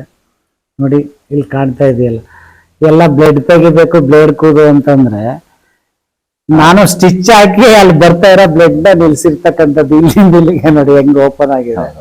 ನೋಡಿ ಇಲ್ಲಿ ಮಾರ್ಕ್ ಕಾಣ್ತಾ ಇದೆಯಲ್ಲ, ಅದು ಕೂಡ ಬೈಟ್ ಆಗಿರ್ತಕ್ಕಂಥದ್ದು. ಇಲ್ಲೂ ಕೂಡ ಮಾರ್ಕ್ ಇದೆ ನೋಡಿ. ಅದೇನಾಗುತ್ತೆ, ನಾವು ಏನೂ ಮಾಡೋಕ್ಕಾಗಲ್ಲ. ಹಾವು ಅಂದ ತಕ್ಷಣ ನಿಮಗೆ ನಾವು ಒಂದು ಮನೆಗೆ ಹೋದ್ರೆ ಕೆಳಗಡೆನೇ ಸಿಗಲ್ಲ. ಹಳ್ಳಿಗಳಲ್ಲಿ ನೋಡಿರ್ತಿರಲ್ಲ, ಎಲ್ಲ ಹಂಚು ಮನೆ ಇರುತ್ತೆ, ಅಲ್ಲಿ ಮೇಲ್ಗಡೆ ಸೇರ್ಕೊಂಡಿರುತ್ತೆ. ಅದು ನಾವು ಏಣಿ ಮೇಲೆ ನಿಂತ್ಕೊಂಡು ಅದನ್ನು ಸಂರಕ್ಷಣೆ ಮಾಡಬೇಕು. ಇನ್ನೆಲ್ಲೆಲ್ಲೋ ಸೇರ್ಕೊಂಡಿರುತ್ತೆ, ತುಂಬ ಅದನ್ನು ಸಂರಕ್ಷಣೆ ಮಾಡಲಿಕ್ಕೆ ಕಷ್ಟ ಆಗುತ್ತೆ. ಅಂಥ ಪ್ಲೇಸಲ್ಲಿ ಸಂರಕ್ಷಣೆ ಮಾಡುವಾಗ ನಾವು ಎಷ್ಟೇ ಪ್ರಿಕಾಷನರಿಗಳು ತಗೊಂಡಿದ್ರೂ ಕೂಡ ನಿಮಗೆ ಬೈಟ್ ಆಗೋ ಚಾನ್ಸಸ್ಸೇ ಇರುತ್ತೆ. ಅಂದರೆ ಒಂದು ಹೇಳ್ತೀವಿ, ನಮಗೂ ಕೆಲವು ಇನ್ಸಿಡೆಂಟ್ ಎಲ್ಲ ನೋಡಿದ್ದೀವಿ, ನಾವು ಬದುಕಿರೋದೇ ಹೆಚ್ಚು. ಅಂದರೆ ಆ ಜನಗಳ ಆಶೀರ್ವಾದನೇ ನಮ್ಮನ್ನು ಬದುಕಿಸಿರ್ಬೋದು. ಇಲ್ಲಿ ಪಕ್ಕ ಅಂಬ್ಳೆ ಅಂತ ಇದೆ, ನಿಮಗೆಲ್ಲ ಗೊತ್ತಿದೆ. ಅಲ್ಲಿ 25 ಅಡಿ ತೆಗೆದ್ರೆ ನೀರು ಬರುತ್ತೆ. ಅಲ್ಲೊಂದು 50 ಅಡಿ ಕೈ ಬೋರ್ ಹಾಕಿರ್ತಾರೆ, ಅಲ್ಲೇ ಒಳಗಡೆ ಮೋಟ್ರ್ ಇಟ್ಟಿರ್ತಾರೆ. ಅಲ್ಲೇನಾಗಿದೆ, ಒಂದು ಮಂಡಲದಾಗ ಹೋಗಿ ಬಿದ್ಕೊಂಬಿಟ್ಟಿದೆ, ಮೋಟ್ರ್ ಕೆಟ್ಟೋಗಿದೆ. ಆ ಮೋಟ್ರ್ ಕೆಟ್ಟೋಗಿದೆ, ಅದು ರಿಪೇರಿಗೆ ಕೆಳಗಡೆ ಇಳಿಬೇಕು ಅಂದರೆ ಅವನ್ನ ಮೇಲ್ಗಡೆ ಎತ್ತಿದ್ರೆ ಪಾಪ ಆ ಮೆಕ್ಯಾನಿಕ್ ಹೋಗಿ ಅದನ್ನು ರೆಡಿ. ಅವರು ಸರ್ ಈ ಥರ ಆಗಿದೆ ಸರ್, ಬರಲೇಬೇಕು ಅಂತ ಪಾಪ 7-8 ಸರಿ ಬಂದರು. ನಾನು ಬ್ಯುಸಿ ಇದ್ದೆ, ಆಯ್ತು ನಡೀರಿ ಸರ್ ಅಂದ್ಬಿಟ್ಟು ಒಂದಿನ ಹೋದೆ. ಅದು ಮಂಡಲದವು ಗೊತ್ತೇ ಇದೆಯಲ್ಲ, ವಿಷಕಾರಿ ಅವು. ಮೋಟ್ರಿಂದ ಮೇಲ್ಗಡೆ ಒಂದು 7-8 ಅಡಿ ಗ್ಯಾಪಲ್ಲಿ ಲೈಟ್ ಪೋಲ್ಗಳು ಹಾಕಿದ್ದಾರೆ 2. ನೀರು ಜಾಸ್ತಿ ಬಂದರೆ ಅಲ್ಲಿ ಮೋಟ್ರ್ ಇಟ್ಕೊಳ್ಳೋಣ ಅಂತ ನಾನು ಅದ್ರ ಮೇಲೆ ನಿಂತ್ಕೊಂಡು, ಅಲ್ಲಿ ಒಳಗಡೆ ತುಂಬ ಜಾಗ ಚಿಕ್ಕದಿರೋದ್ರಿಂದ ಅಲ್ಲಿ ರೆಸ್ಕ್ಯೂ ಮಾಡೋಕ್ಕಾಗಲ್ಲ ಅಂತ ಆ ಪ್ರೆಸ್ಸಿಂಗ್ ಕೊಕ್ಕೆ ಇದೆ. ಆ್ಯಕ್ಚುಲಿ ಸಂರಕ್ಷಕರು ನಾವು ಬಳಸಬಾರ್ದು. ಯಾಕೆ ಅಂತಂದರೆ ಆ ಪ್ರೆಸ್ ಮಾಡಿದಾಗ ಅವಾಗೆ ಇಂಜುರೀಸ್ ಆಗೋ ಸಾಧ್ಯತೆ ಜಾಸ್ತಿ ಇರುತ್ತೆ. ಅವನ ಸಂರಕ್ಷಣೆ ಮಾಡೋಕ್ಕೆ ನಾನು ಆ ಕಂಬಿ ಮೇಲೆ ನಿಂತ್ಕೊಂಡು ಆ ಪ್ರೆಸ್ಸಿಂಗ್ ಕೊಕ್ಕೆಯಲ್ಲಿ ಅವನ ಎತ್ಕೋತೀನಿ. ಅದು ನೀವು ಗೆಸ್ಸೇ ಮಾಡೋಕ್ಕಲ್ಲ, ಅಷ್ಟು ಹೆವಿ ಪೈಪ್ ಅವ್ರು ಹಾಕಿರೋದು. ಇನ್ನೇನು ಎಡದ ಕೈಯಲ್ಲಿ ಅವನ ಹಿಡ್ಕೋಬೇಕು ನಾನು, ಮೇಲೆ ಕೊಕ್ಕೆ ತಗೊಂಡು ಕಟ್ಟಾಗೋಯ್ತು. ನೀವು ಗೆಸ್ಸೇ ಮಾಡೋಕ್ಕಾಗಲ್ಲ. ಏನೋ ಯಾವ್ದು ದೇವರು ಏನು ಇದು ಮಾಡ್ತಾ ಕೈ ಹಿಂಗಂದೆ, ಅಲ್ಲಿ ಮೇಲ್ಗಡೆ ಏನೋ ಒಂದು ರಿಂಗ್ ಸಿಕ್ತು. ಆ ರಿಂಗ್ ಸಿಕ್ಕೋದ್ರಿಂದ ಅವತ್ತು ನಾನು ಬದುಕಿದೆ. ಇಲ್ಲ ಅಂದಿದ್ರೆ ಅಲ್ಲಿಂದ ಬಿದ್ದ ತಕ್ಷಣ ಕೆಳಗಡೆ ಮೋಟ್ರಿಗೆ ಕಾಲು ಹೊಡೆಯೋದು, ಕಾಲು ಫ್ರ್ಯಾಕ್ಚರ್ ಆಗೋದು, ಜೊತೆಗೆ ಲಾವಿರೋದು, ಬೈಟ್ ಮಾಡೋದು. ನೀವು ಆ ಮುನ್ನೂರು ಸ್ಥಿತಿ ಊಹೆ ಮಾಡ್ಕೊಳ್ಳಿ ಏನಾಗೋದು. ಅದರಿಂದ ನಾವು ಎಷ್ಟೇ ಜಾಗೃತಿಯಿಂದ ಸಂರಕ್ಷಣೆ ಮಾಡ್ಲಿಕ್ಕೆ ಹೋದಾಗ ಈ ಥರ ಅನಾಹುತಗಳಾಗತ್ತೆ. ಬಟ್ ನಮಗೆ ಗೊತ್ತಾಗಲ್ಲ, ಏನೂ ಮಾಡ್ಲಿಕ್ಕಾಗಲ್ಲ. ಬಟ್ ನಾವು ಮಾಡೋ ಸೇವೆನ ಏನೋ ದೇವರು ಇನ್ನೆಲ್ಲ ಒಂದು ಕಡೆ ನಮ್ಮನ್ನು ಉಳಿಸ್ತೇನೆ. ಈಗ ಹಂಗಾಯ್ತು ಅಂತ ನಾವು ಸಂರಕ್ಷಣೆ ಬಿಡ್ಲಿಕ್ಕೂ ಆಗಲ್ಲ. ಕಲ್ತಿದ್ದೀವಿ, ಕಲಿಯೋದ್ರಿಂದ ಕರೀತಾರೆ, ಅದರಿಂದ ಮಾಡಲೇಬೇಕಾಗುತ್ತೆ. ಸರ್, ಇವಾಗ ಮನೆಗಳ ಹತ್ರ ಹಾವುಗಳು ಬರಬಾರ್ದು ಅಂತ ಹೇಗೆಲ್ಲ ಮುನ್ನೆಚ್ಚರಿಕೆ ಕ್ರಮ ವಹಿಸ್ಬೋದು? ಈಗ ಏನಾಗುತ್ತೆ ನೋಡಿ, ಮನೆಗಳಿಗೆ ಏನಕ್ಕೆ ಹಾವು ಬರುತ್ತೆ ಅಂತಂದರೆ, ಮನೆ ಮುಂದೆ ಗಿಡಗಳೆಲ್ಲ ಹಾಕ್ಕೊಂಡಿರ್ತೀರ, ಇಲ್ಲ ಸ್ವಲ್ಪ ಜಾಗ ಜಾಸ್ತಿ ಇರುತ್ತೆ ನಿಮಗೆ, ತರಕಾರಿ ಗಿಡಗಳೆಲ್ಲ ಹಾಕೊಳ್ಳಿ. ನೀವು ಏನು ಬೇಕಾದ್ರೂ ಹಾಕೊಳ್ಳಿ, ಎಲ್ಲ ಗಿಡಗಳನ್ನು ಹಾಕೊಳ್ಳಿ, ನಾವು ಬೇಡ ಅಂತ ಹೇಳಲ್ಲ. ಆ ಗಿಡದ ಕೆಳಗಡೆ ಪೂರ್ತಿ ಯಾವುದು ಕಳೆಗಳು ಬೆಳೆಯದಂಗೆ ನೀವು ನೋಡ್ಕೋಬೇಕು. ಆವಾಗ ಏನಾಗುತ್ತೆ, ಹಾವು ಬಂದರೆ ಅಲ್ಲಿ ಪೂರ್ತಿ ಪ್ಲೇಸ್ ಓಪನ್ ಇರೋದ್ರಿಂದ ಅದು ಮರೆ ಮಾಚ್ಕೊಳ್ಳಲಿಕ್ಕೆ ಕಷ್ಟ ಆಗಿರೋದ್ರಿಂದ ಇಲ್ಲಿ ನನಗೆ ಅಷ್ಟು ಸೂಕ್ತ ಅಲ್ಲ ಅಂತ ಅದು ವಾಪಸ್ ಹೋಗುತ್ತೆ. ಆಮೇಲೆ ನಿಮಗೆ ಮನೆಗೆ ಹೊಂದ್ಕೊಂಡಂಗೆ ಯಾವುದೇ ಮರಗಳನ್ನು ಕೂಡ ಬೆಳೆಸಬಾರ್ದು. ನೀವು ಒಂದು ಮರ ಬೆಳೆಸಿದ್ರೆ ಏನು ಮಾಡುತ್ತೆ, ಆ ಮರ ಹತ್ಕೊಂಡು ಮರದಿಂದ ಮನೆ ಮೇಲೆ ಹೋಗುತ್ತೆ. ಆ ಮನೆ ಒಳಗಡೆ ಇಲಿಗಳನ್ನ ಸಂರಕ್ಷಣೆ ಮಾಡ್ಲಿಕ್ಕೆ ಹೋಗುತ್ತೆ, ತಿನ್ಲಿಕ್ಕೆ ಹೋಗುತ್ತೆ. ಆಮೇಲೆ ಏನ್ ಮಾಡ್ತೀರ ನೀವು, ಮನೆ ಅಂದಮೇಲೆ ಒಂದು ಸ್ಟೋರ್ ರೂಮ್ ಅಂತ ಮಾಡ್ಕೊಂಡಿರ್ತೀರ. ಆ ಸ್ಟೋರ್ ರೂಮಲ್ಲಿ ಬೇಡಬೇಕಂತ ವಸ್ತುಗಳನ್ನ ಇಡ್ತೀರ. ಮನೆಗಳಲ್ಲಿ ನಿಮ್ಮ ರೂಮ್ ಆಗ್ಬೋದು, ಹಾಲ್ ಆಗ್ಬೋದು, ಯಾವುದೇ ವಸ್ತುಗಳನ್ನ ಇಟ್ಟರು ಅದು ಸ್ವಲ್ಪ ಗೋಡೆ ಗ್ಯಾಪ್ ಬಿಟ್ಟಿರ್ತಕ್ಕಂಥದ್ದು. ನೀವು ಮನೆಗೆ ರೂಮ್ಗೆ ಎಂಟ್ರ್ ಆದ ತಕ್ಷಣ ನಿಮಗೆ ನೀಟಾಗಿ ಎಲ್ಲ ಕಾಣಬೇಕಲ್ಲಿ. ಹಾಗೇನಾಗುತ್ತೆ, ಹಾವುಗೆ ಅಲ್ಲಿ ಎಲ್ಲೂ ಬಚ್ಚಿಟ್ಕೊಳ್ಳಿಕ್ಕೆ ಆಗಲ್ಲ.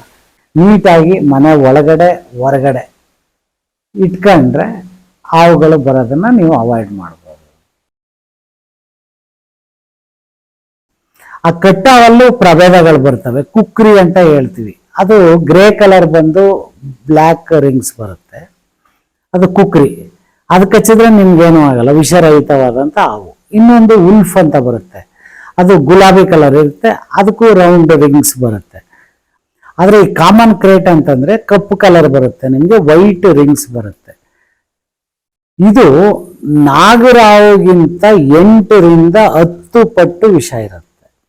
ಇಮೇಜ್ ಮಾಡ್ಕೊಳ್ಳಿ ನೀವು, ಅಲ್ಲಿಗೆ ಎಷ್ಟು ಪವರ್ಫುಲ್ ಅದು ಅಂತ. ಹಸಿರಾವು ಕಣ್ಣು ಕುಟ್ಗುತ್ತಾ ಅಂತ? ಖಂಡಿತ ಕುಟ್ಗಲ್ಲ. ಈಗ ಒಂದು ಹಸಿರಾವು ಒಂದು ಗಿಡದಲ್ಲಿ ನಾವೇ ಸಂರಕ್ಷಣೆಗೆ ಹೋದಾಗ ಅಲ್ಲಿದೆ ಅಂತ ತೋರಿಸ್ತಾರೆ, ನಮಗೇನೆ 5 ನಿಮಿಷ ಆಗುತ್ತೆ. ಅದು ಆ ಗಿಡಕ್ಕೆ ಆ ಕಲರ್ಗೆ ಅಷ್ಟು ಮ್ಯಾಚ್ ಮಾಡ್ಕೊಂಡಿರ್ತೇವೆ, ಗೊತ್ತೇ ಆಗಲ್ಲ ನಮ್ಗೆ ಅಲ್ಲಿ ಹಾವಿದೆ ಅಂತ. ನಾನು ನೋಡ್ಬೇಕಾರೆ 5 ಸರ್ ಅಲ್ಲೇ ಇದೆಯಲ್ಲ ಅಲ್ಲೇ ಇದೆಯಲ್ಲ ಅಂತ ಅವ್ರು ಹೇಳ್ತಾರೆ, ನನಗೆ ಕಾಣೋದೇ ಇಲ್ಲ, ಎಲ್ಲ ಕಡ್ಡಿ ತರನೇ ಕಾಣ್ತಿರುತ್ತೆ. 5 ನಿಮಿಷ ಆದ್ಮೇಲೆ ಗೊತ್ತಾಗುತ್ತೆ. ಅದು ಎಲ್ಲ ಅಲ್ಲಿ ಪಾಪ ಕೂತಿರುತ್ತೆ. ಅಲ್ಲಿ ಯಾಕೆ ಕೂತಿರುತ್ತೆ ಅಂದ್ರೆ, ಆ ಗಿಡಗಳಲ್ಲಿ ಪಕ್ಷಿಗಳು ಮೊಟ್ಟೆ ಇಟ್ಟಿರ್ತಾವ, ಅದನ್ನ ತಿನ್ನೋದಕ್ಕೆ ಏನಕ್ಕೆ ಅದು ಬಂದು ಕೂತಿರುತ್ತೆ. ಇವ್ರು ಅರ್ಜೆಂಟಲ್ಲಿ ಪೂಜೆಗೆ ಹೋಗಿ ಹೂ ಕೀಳೋದಕ್ಕೆ ಅಂದ್ಬಿಟ್ಟು ಸಡನ್ ಆಗಿ ಹೋಗಿ ಕೈ ಹಾಕ್ತಾರೆ ಹೂಗೆ. ಅದೇನಾಗುತ್ತೆ, ಡೈರೆಕ್ಟ್ ಅದ್ರ ಮುಖಕ್ಕೆ ಕೈ ಹಾಕಿದಾಗ ಅದು ಏನ್ ಮಾಡ್ಬೇಕು? ಹಾವುಗಳಿಗೆ ಸಂರಕ್ಷಣೆಗೆ ಕಚ್ಚೋದನ್ನು ಬಿಟ್ರೆ ಅವಕ್ಕೆ ಏನೂ ಗೊತ್ತಿಲ್ಲ. ಇವ್ರು ಅದ್ರ ಸಡನ್ ಆಗಿ ಕೈ ಹಾಕಿದಾಗ ಏನ್ ಮಾಡಿದೆ, ತನ್ನ ಸಂರಕ್ಷಣೆಗೋಸ್ಕರ ಅದು ಹಿಂಗ್ ಬೈಟ್ ಮಾಡಿದೆ. ಇವ್ರು ಗಿಡದ ಹತ್ರನೇ ಇರುವಾಗ ಏನಾಗಿದೆ, ಕಣ್ಣಿಗೆ ಬಿದ್ದಿರ್ಬೋದು. ಅವಾಗ ಈ ತರ ಪ್ರಸಂಗಗಳು ಸಂಗಾತಿಗಳು ಹಿಂದೆ 1-2 ಆಯ್ತು.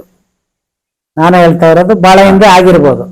ಆವಾಗಿಂದ ಏನ್ ಮಾಡಿದ್ರು, ಹಾವು ಹಸಿರಾವು ಕಣ್ಣು ಕುಟ್ಗುತ್ತೆ. ಸರ್ ಇವಾಗ ಸಡನ್ ಆಗಿ ಒಂದು ಹಾವೇನೋ ಬರುತ್ತೆ, ಫೋನ್ ಬರ್ತಾ ಇದೆ ನೋಡಿ ಸರ್. ಹಲೋ ಸರ್ ನಮಸ್ಕಾರ. ಹಾ ಮಹೇಶ್ ಅವರ? ಹಾ ಹೌದೌದು ಹೇಳಿ ಸರ್ ಇದೇ ಮಂಗಲದ ಹತ್ರ ಒಂದು ನಾಗರಾವ್ ಇದೆ ಸರ್. ಎಲ್ಲಿ ಸೇರ್ಕೊಂಡಿದ್ದಾರೆ ಸರ್? ಮನೆ ಒಳಗೆ ರೂಮ್ ಅಲ್ಲೇ ಇದೆ. ಅದೇ ನೀವು ಗಾಬರಿ ಆಗಂತದ್ದೇನಿಲ್ಲ. ರೂಮ್ ಅಲ್ಲಿ ಇದೆ ಅಂತಂದ್ರೆ ಆ ರೂಮ್ ಡೋರ್ ಇದೆಯಲ್ಲ ಅದನ್ನ ಕ್ಲೋಸ್ ಮಾಡಿ, ಅಕಸ್ಮಾತ್ ಅದ್ ಮನೆ ತೊಳಿಲಿಕ್ಕೆ ಏನಾದ್ರು ಓಲ್ ಬಿಟ್ಟಿರ್ತಾರೆ ನೋಡಿ, ಆ ತರ ಏನಾದ್ರು ಓಲ್ ಇದ್ರೆ ಹೊರಗಡೆಯಿಂದ ಅದಕ್ಕೆ ಬಟ್ಟೆ ಹಾಕಿ. ಗಾಬರಿ ಆಗಂತದ್ದೇನಿಲ್ಲ, ನಾನು ಬರ್ತೀನಿ ನಿಮ್ಗೆ ಇನ್ನೊಂದು 10 ನಿಮಿಷ ಒಳಗಡೆ. ಅಲ್ಲಿ ಇಲ್ಲ ಇಲ್ಲ ಖಂಡಿತ ಬರ್ತೀನಿ. ನಾನು ಹೇಳಿರೋ ಅಷ್ಟು ಮಾಡಿ ಧೈರ್ಯವಾಗಿರಿ, ಏನೂ ಆಗಲ್ಲ, ಬರ್ತೀನಿ ನಾನು. ಸರಿ ಸರ್, ಸರಿ ಸರ್, ಆಯ್ತು sir, okay okay, thank you sir. ನೋಡಿ ಈಗ ನೀವು ಕೇಳ್ತಾ ಇದ್ರಿ, ಈಗ ಒಂದು ಕರೆನೇ ಬಂದಿದೆ. ಈಗ ನೀವು ನನ್ನ ಜೊತೆ ಬಂದ್ರೆ ಅದು ಯಾವ ರೀತಿ ಸಂರಕ್ಷಣೆ ನಾವು ಮಾಡ್ತೀವಿ, ಅದು ಯಾವ ಅನ್ನೋದನ್ನ ನೀವೇ ಜೊತೆಯಲ್ಲಿ ಶೂಟ್ ಮಾಡ್ಕೊಳ್ಳಬಹುದು. ಬನ್ನಿ ನಮಗೂ ಒಂದು ಲೈವ್ ಆಗಿ ಸಿಕ್ತು ಶೂಟ್. ಬನ್ನಿ ಹೋಗೋಣ ಬನ್ನಿ. ಬನ್ನಿ.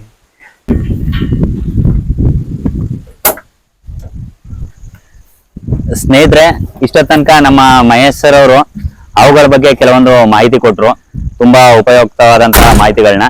ಇವಾಗ ಲೈವ್ ಅಲ್ಲಿ ಅವರು ಒಂದು ಹಾವು ರೆಸ್ಕ್ಯೂ ಮಾಡೋದನ್ನ ನಾನು ತೋರಿಸ್ತಾ ಇದ್ದೀನಿ. ವಿಡಿಯೋನ ಕಂಟಿನ್ಯೂ ಮಾಡ್ತೀನಿ, ಆದ್ರೆ 2ನೇ ಎಪಿಸೋಡ್ ಅಲ್ಲಿ ಕಾಯ್ತಾ ಇರಿ.